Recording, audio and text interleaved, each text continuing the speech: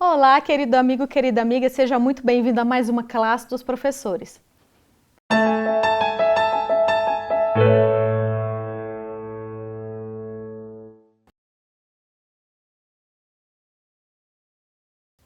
A lição dessa semana tem como título Maridos e Esposas Juntos na Cruz. Mas antes da gente começar, eu quero pedir a sua ajuda para a gente divulgar a classe dos professores. Então, se você ainda não é inscrito no nosso canal Adventistas Lago Sul, clica lá agora, se inscreve e não esquece de ativar o sininho das notificações para você receber uma mensagem sempre que tiver vídeo novo no canal. Clica no joinha que está aqui embaixo para deixar o seu like. Compartilhe esse vídeo com todo mundo que você conhece. Dessa forma, além de ajudar o projeto, você também está ajudando a apressar a volta de Cristo espalhando o Evangelho. E não esquece de deixar o seu comentário aqui embaixo. Coloca o seu nome, de onde você está acompanhando, o seu pedido de oração especial, a sua percepção, o seu comentário sobre a lição, o que você estudou de interessante, o que você achou de interessante. A gente quer muito ouvir sobre vocês também. Nós lemos e oramos por todos os pedidos de oração feitos aqui, mas isso não impede você de orar também. Vamos criar o hábito de orar uns pelos outros. Então, se você se sentir tocado, anota os pedidos que são feitos aqui, ore por eles. E se tiver esse ministério na sua igreja, leve esse pedido para a congregação orar também, porque a oração tem muito poder. Deus ouve os seus filhos. Então vamos orar juntos. Então eu queria deixar aqui um abraço especial para algumas pessoas que estão sempre comentando, deixando os comentários aqui nos vídeos, que são a Tereza Pereira, de Ilha Grande. Ela pede oração pela família dela e ela tem só 5 meses de batizada. A gente está muito feliz por você ter se unido à nossa família aqui, né, na Igreja de Cristo. E nós pedimos, vamos orar muito e pedimos que todos os irmãos orem também pela sua família para que eles também se entreguem para Jesus. O Diógenes de Maringá, no Paraná, ele pede oração também pela Bruna e pela Maura. Nós vamos orar por todos vocês, é uma questão de saúde. O Ronaldo Ribeiro, que acompanha a gente de Campo Grande, no Mato Grosso do Sul, e a Joelma Rodrigues, que acompanha a gente lá da Espanha. Muito obrigado pelo feedback de vocês. Então, para a gente começar, vamos conhecer os nossos professores. Lá na ponta nós temos a nossa querida Cris. Bem-vinda, Cris. Obrigada. Mais uma vez, um tema muito importante para o nosso crescimento espiritual, né? É verdade. A Cris é membro aqui da Igreja Adventista do Lago Sul e ela é diretora do nosso departamento dos adolescentes. Do lado dela nós temos o nosso querido pastor Gabriel. Seja bem-vindo, pastor. Olá, muito obrigado. Bom estar com vocês mais uma vez para estudar essa lição tão maravilhosa e continua com a gente aqui, tá? É verdade, né? Essa lição tá riquíssima. O pastor Gabriel é líder do departamento de publicações da Associação Planalto Central. E do lado dele nós temos o nosso querido Dalmo. Seja bem-vindo, Dalmo. Prazer mais uma vez poder compartilhar, sabendo vocês que a gente tem lido os comentários, as orações e estamos juntos nisso. É verdade. O Dalmo também é membro aqui da Igreja Adventista do Lago Sul e ele é o diretor do nosso clube de desbravadores Arcanjos da Luz. Se você mora aqui em Brasília e tem um filho na idade de 10 a 15 anos, traga ele para fazer parte do clube de desbravadores. É uma atividade sensacional, era a minha atividade preferida da igreja e você não vai se arrepender. Eu sou a Jéssica, também sou membro aqui da Igreja Adventista do Lago Sul. Para a gente começar então, pastor, você ora, por favor? Sim, com certeza. Feche seus olhos e vamos falar com o nosso Deus. Pai que está no céu, muito obrigado, Senhor, por esse momento e pedimos o auxílio do Teu Santo Espírito para compreendermos as lições que o Senhor tem guardado para nós. Temos estudado temas que são importantes para a nossa família, para a igreja, para a unidade da igreja e queremos seguir em Tua direção, fazendo a Tua vontade. Ajuda-nos a decorrer todo esse estudo e permanece conosco em nome de Jesus. Amém. Amém. Maridos e esposas juntos na cruz. É o título da lição dessa semana. Estamos na lição de número 10 e nós vamos estudar principalmente o capítulo 5 de Efésios. Então, se você ainda não pegou sua Bíblia, pausa o vídeo agora rapidinho, corre, pega a sua Bíblia, volta, abre em Efésios 5 e aí você continua o vídeo. Nós vamos estudar principalmente dos versos 21 a 33. E aí, o objetivo da gente estudar é para a gente entender exatamente o que o apóstolo Paulo quis dizer ao escrever o que está ali. E o verso para memorizar dessa semana está em Efésios 5, versos 25 a 27 e diz assim: Maridos, que cada um de vocês ame a sua esposa como também Cristo amou a igreja e se entregou por ela, para que a santificasse, tendo-a purificado por meio da lavagem de água pela palavra, para apresentar a si mesmo como igreja gloriosa, sem mancha, nem ruga, nem coisa semelhante, porém santa e sem defeito. Muito bem. Paulo começa aqui, né, em Efésios 5, verso 21, aconselhando os cristãos, né, os irmãos, a submeterem-se uns aos outros e as esposas a submeterem-se aos seus maridos. E a gente sabe que, como é o costume, né, do ser humano, infelizmente algumas pessoas deturpam o que está escrito ali para motivos escusos, né, e motivos de orgulho, enfim, motivos humanos que normalmente, né, quando a gente segue o coração humano, a tendência é dali para baixo. Mas eu te pergunto, pastor, o que Paulo estava querendo dizer quando ele trouxe esse conselho para os irmãos de Éfeso? Ok, uma coisa que é importante a gente conceituar, eu imagino que tem sido falado aqui ao decorrer das lições, é sempre pensarmos num pano de fundo no qual o texto foi escrito, né? E o contexto social daquela época. Um dos grandes desafios da hermenêutica bíblica é justamente entender o contexto bíblico e fazer uma exegese coerente do texto. Vamos pensar, como era o comportamento dos homens nos dias de Paulo. Desse contexto aqui em Éfeso, a cidade que era corrupta, a cidade que era idólatra, era comum homens frequentar tabernas, bordéis e terem mulheres, relações fora do casamento. A mulher, nesse contexto aqui, ela era apenas vista como um objeto de reprodução, cuidar da casa e nada mais do que isso. Isso era tão grave e estava impregnado na cultura que até mesmo entre os judeus havia um conceito equivocado do papel da mulher. Tanto é que há um relato, né, nos escritos de um rabino que dizia o seguinte: é melhor rasgar toda a lei, a mensagem da lei, do que permitir que a mulher leia o texto na igreja. Era preferível rasgar a lei do que permitir que a mulher leia essa lei que está escrita, para você ter uma noção. Agora, o que é que Paulo vai tratar? Paulo vai tratar de vários temas. Um deles é ética cristã e do relacionamento entre marido e mulher, pai, filhos, servos e senhores, escravos e senhores. E ele vai auxiliar nessa relação para que haja boa convivência e para que haja o Espírito de Cristo. E o que é que ele diz? Olha, mulher, seja submissa ao seu marido, ok? Assim como a igreja é a Cristo. E marido, ame a sua esposa. Assim como Cristo amou a sua igreja e deu a vida por ela. O que é que Paulo está dizendo?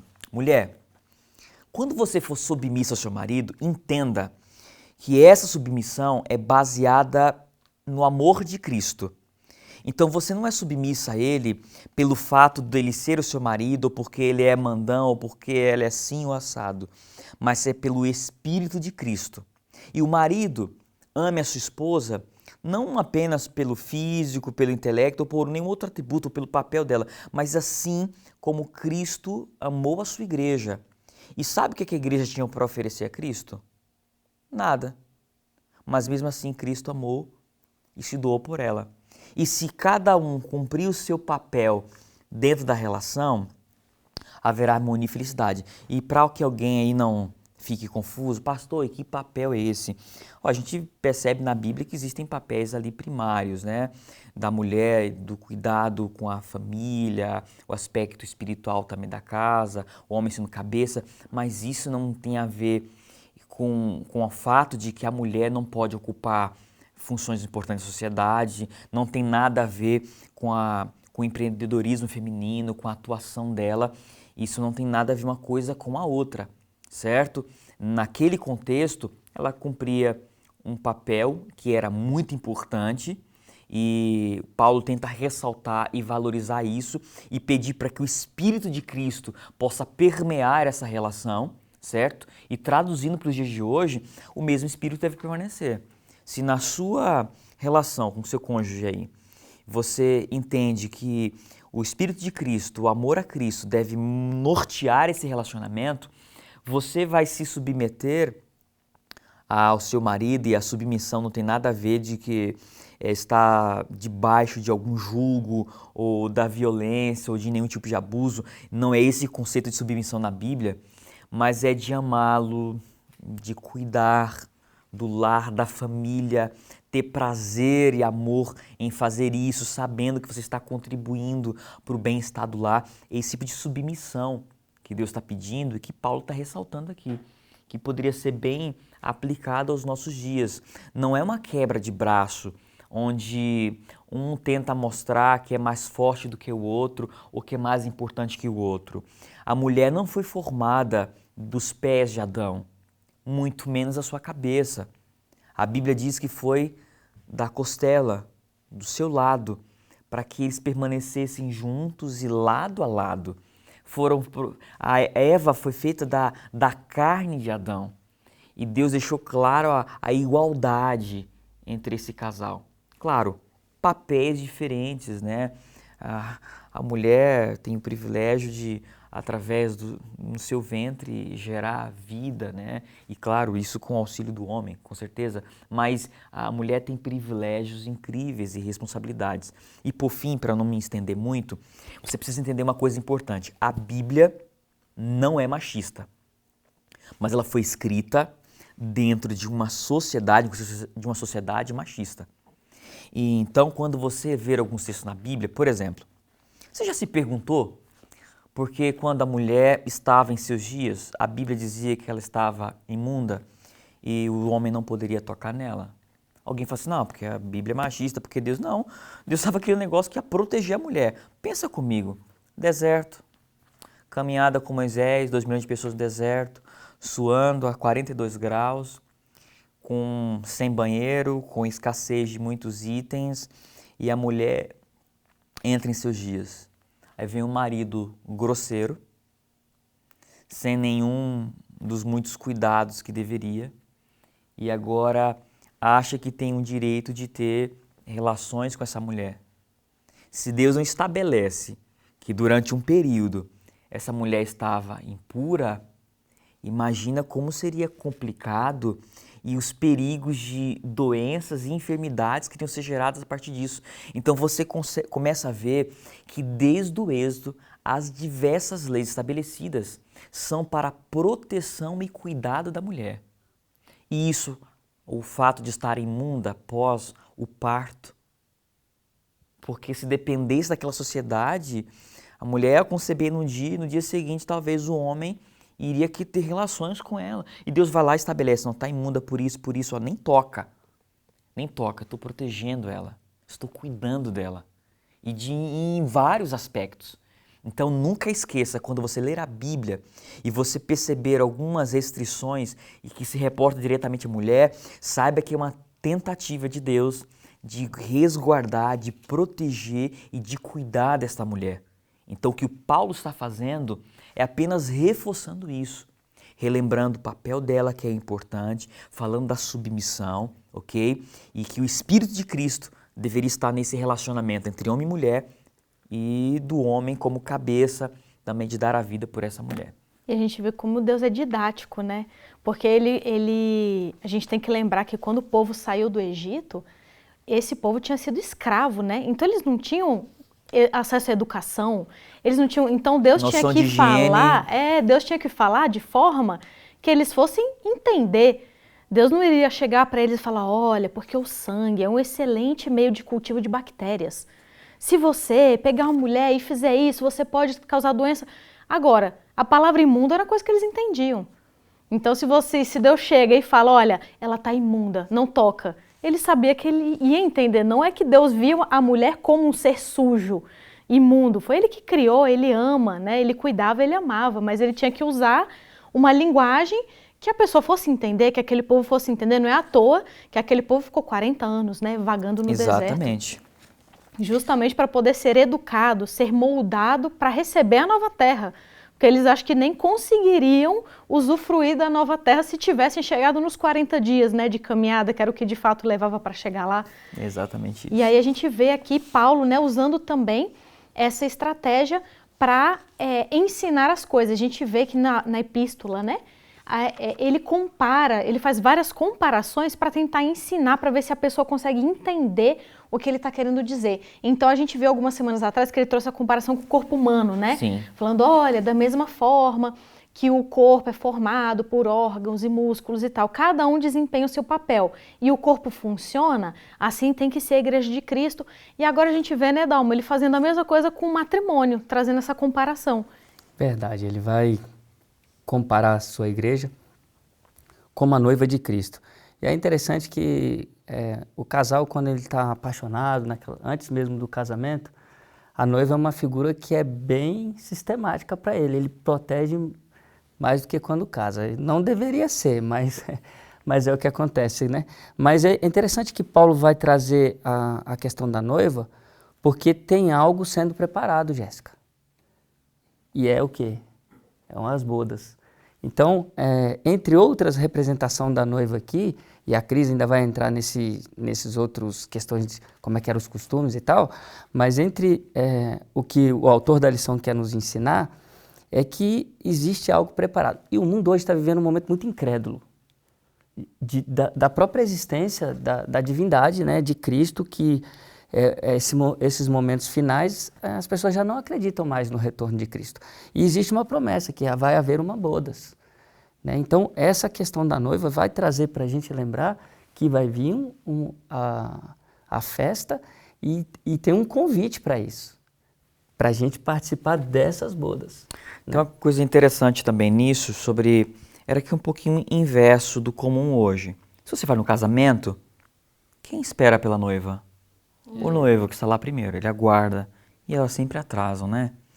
No contexto judaico, era o contrário. A noiva que aguardava o noivo. Lembra da história das 10 virgens? Quem está aguardando é a noiva. Lá para meia-noite, eis o grito, eis o noivo. Lá vem o noivo. O casamento era preparado, as bodas, e era a noiva que aguardava o seu noivo.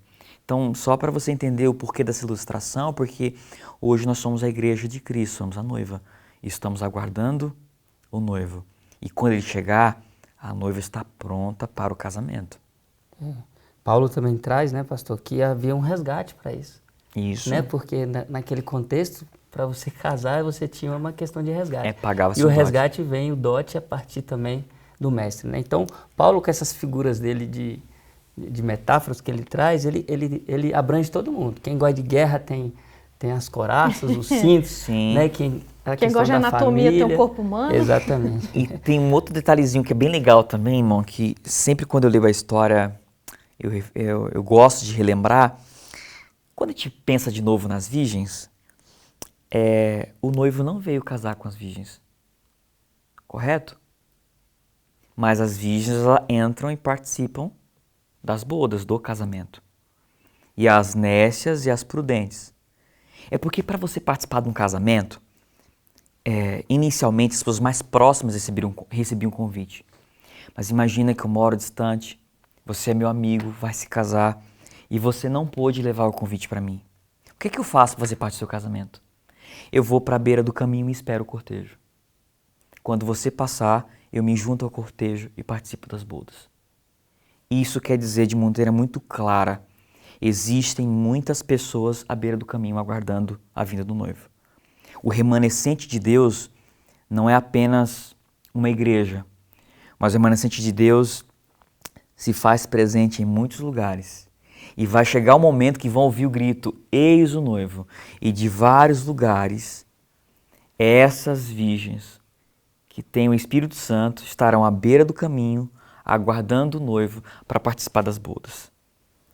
E era interessantíssimo, né? O casamento antigamente era diferente, né, do de hoje em dia, né, Cris? Sim. E aí ele traz toda essa comparação, né, do casamento de Cristo com a igreja, né, e do casamento que acontecia antigamente, mas a lição traz um ponto interessante, né, que ela fala que tem um detalhe que é diferente, né, que era a tal da apresentação da noiva.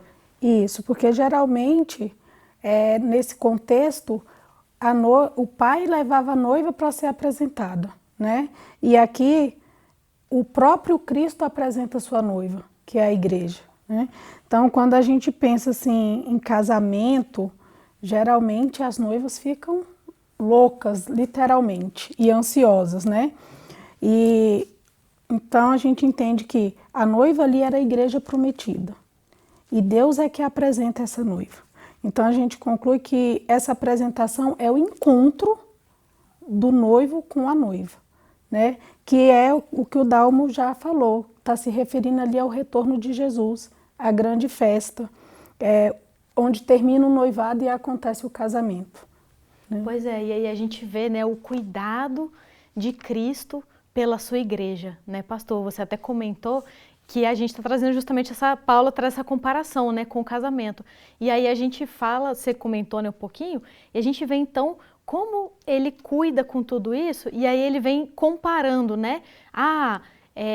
Esposas, submetam-se a seus maridos assim como ao Senhor. E maridos, amem as suas esposas, assim como Cristo amou a sua igreja e deu a sua vida por ela, né?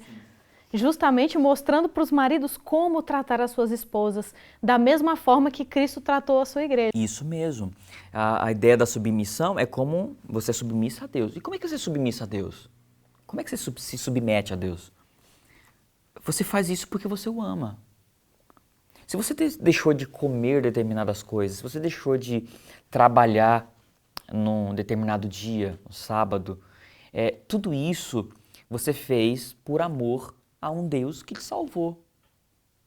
Então, quando a essência dessa relação, o fundamento dessa relação é o amor, as coisas acontecem em perfeita harmonia. E há um chamado de responsabilidade assim, muito forte para o homem. Sabe, ser o cabeça não tem a ver com simplesmente o cara que paga as contas. Paulo não está falando aqui de pagar conta de dinheiro. Ser cabeça, Paulo está falando de ser sacerdócio do lar. De ser você acorda mais cedo, que estuda a sua Bíblia e que logo depois acorda a sua família e estuda a Bíblia com a sua família. É você que dá a direção no crescimento do fundamento espiritual do seu lar, sabe? Que protege, que guarda. Ser o cabeça, como Cristo é da sua igreja, é porque Cristo é o cabeça e conduz a igreja à vida eterna, a Canaã, a salvação. E você tem um papel de conduzir a sua família. Você é responsável por sua família, ser o sacerdote do lar. Então não imagine que ser cabeça é dar ordens e pagar contas. Isso também faz parte da sua responsabilidade, claro. Como homem você também tem um compromisso de contribuir na manutenção do lar. Em muitos casos é o único, ou em outras situações compartilha essas despesas com a esposa, enfim, não importa. Mas está sobre você a responsabilidade de liderar espiritualmente a sua casa, de cuidar dessa unidade com Cristo de toda a sua família, sabe? Então esse fardo, essa responsabilidade, ela é grande, ela é necessária e cabe a você assumir esse papel e cumprir isso como um bom soldado de Cristo. É verdade. E a gente vê assim, né? A Bíblia, ela se repete, né? Durante toda a Escritura, as lições são repetidas.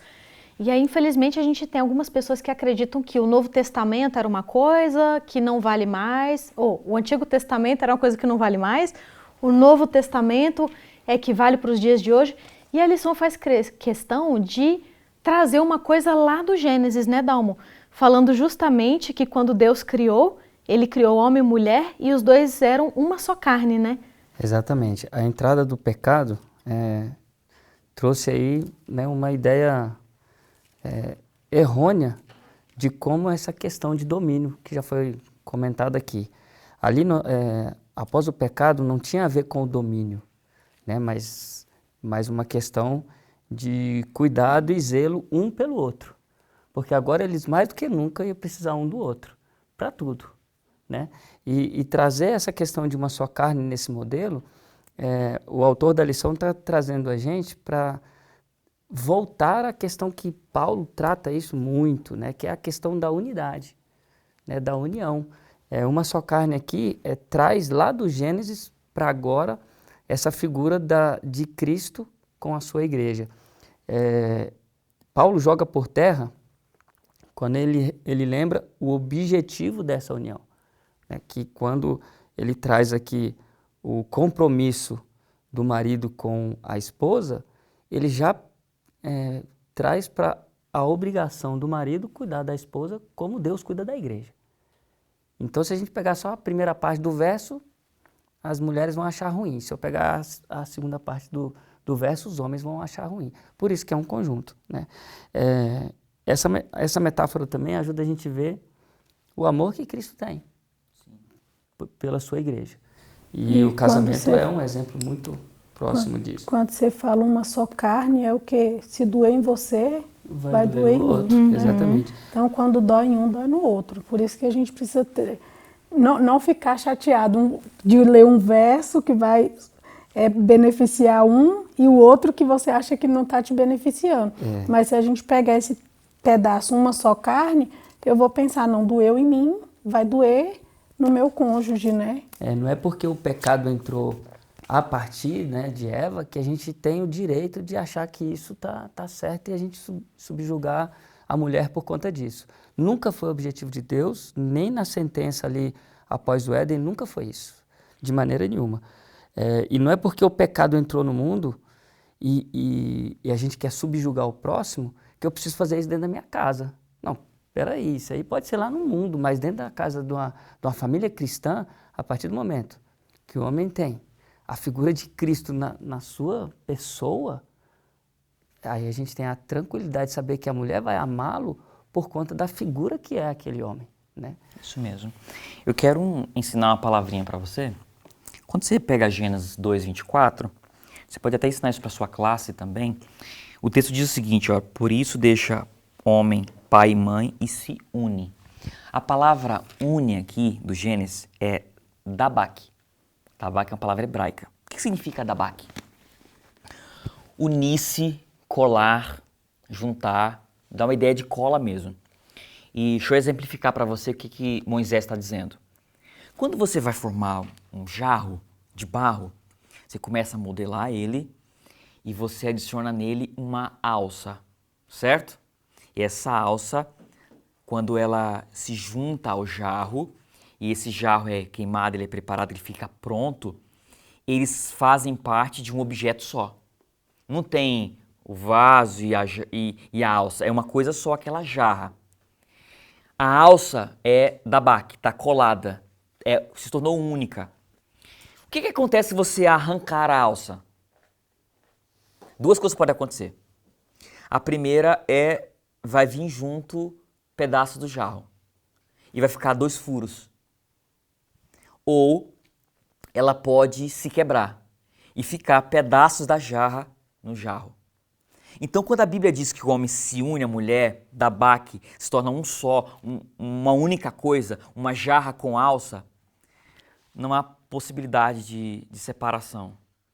Se você separar a jarra da alça, vai levar uma parte junto.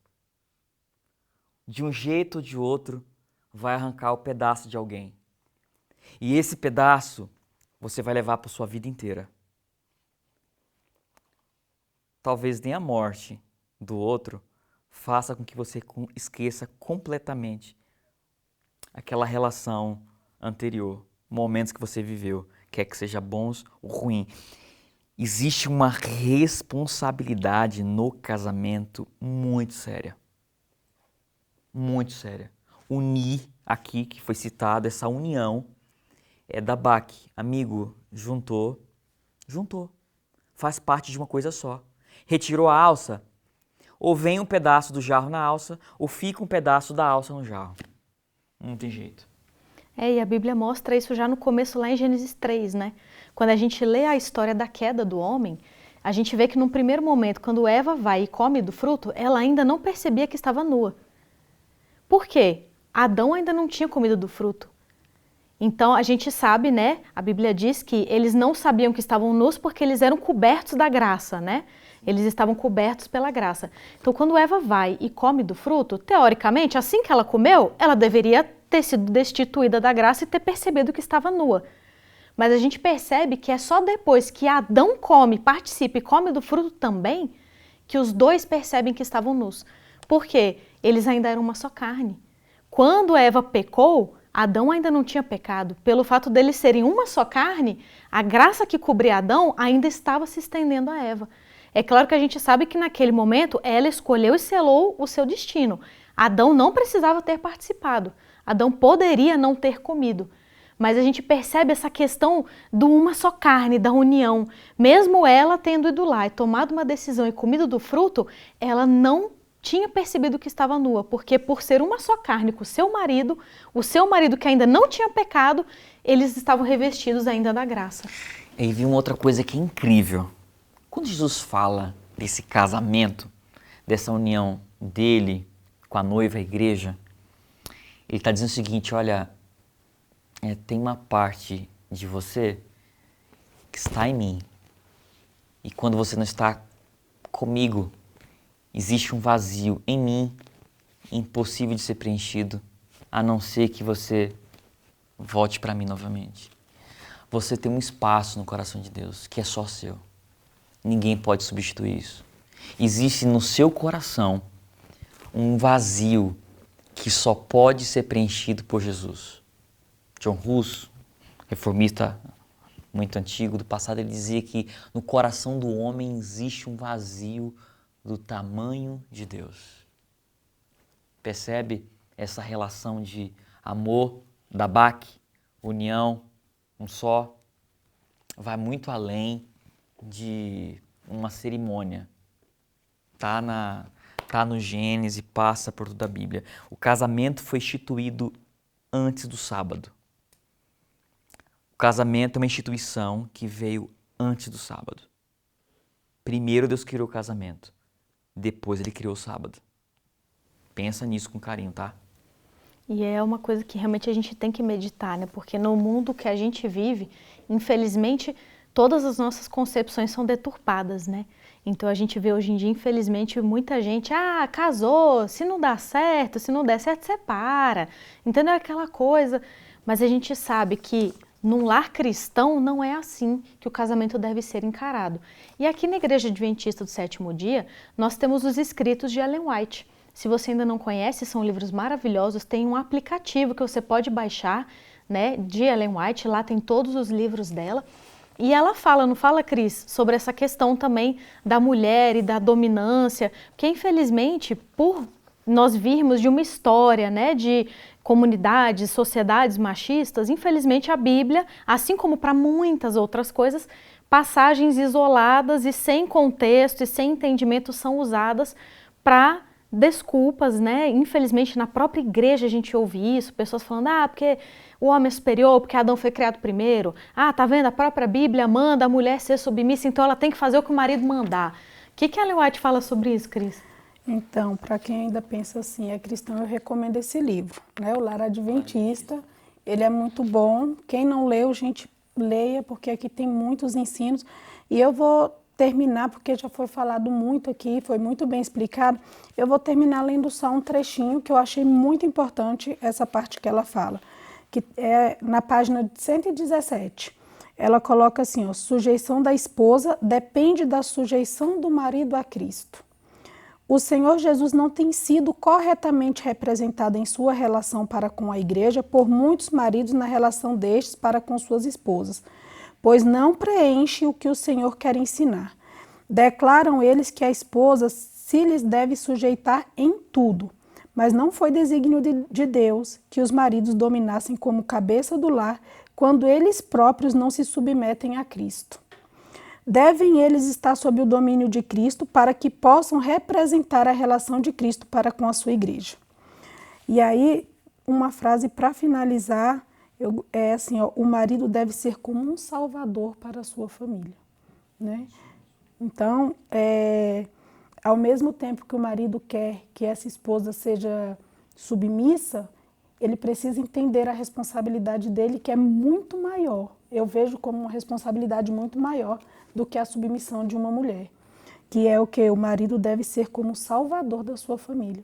Ou seja, se todo marido tiver em mente que muitas vezes a salvação do lar depende dele, eu acho que teríamos casamentos mais felizes. Com certeza.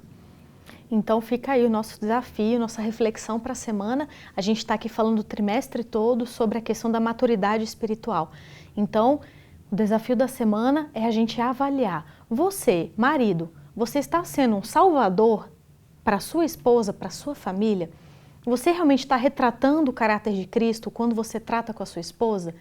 E você, que é esposa, você está sendo submissa ao seu marido como a Cristo?